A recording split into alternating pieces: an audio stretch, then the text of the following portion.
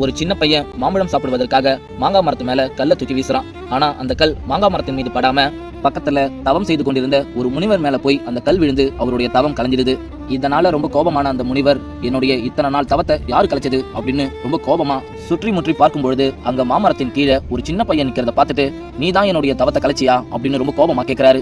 அதுக்கு அவனும், ஐயா நான் தெரியாம பண்ணிட்டேன், என்ன மன்னிச்சிருங்க அப்படின்னு சொல்றான். அதுக்கு அவரும் ரொம்ப கோபமா, நீ செஞ்ச காரியத்துக்கு மன்னிப்பு வேற வேணுமா, நான் உன்னை சும்மாவே விட மாட்டேன் அப்படின்னு சொல்லி, இன்னையில இருந்து நீ பன்றியோட உருவத்துல தான் வாழ போற அப்படின்னு சொல்லி அவனுக்கு சாபத்தை கொடுக்கறாரு. அவனும் உடனே அவர் சொன்ன மாதிரியே அந்த பன்றியோட உருவத்துக்கு மாறிடுறான்.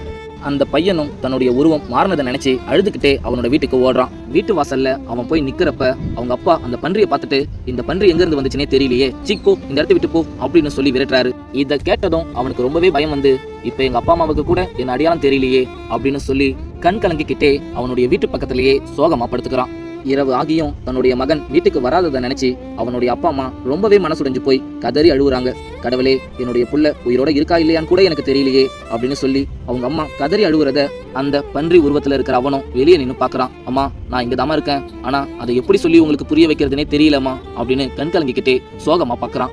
இதுக்கு மேல இந்த கதையில அப்படி என்ன நடந்திருக்கும்னு நீங்க தெரிஞ்சுக்கணும்னா, இந்த ஸ்டோரியோட ஃபுல் வீடியோ பார்க்கணும்னா கீழே இருக்கிற அந்த ஹேண்டில் பிளே பட்டனை கிளிக் பண்ணி பாருங்க.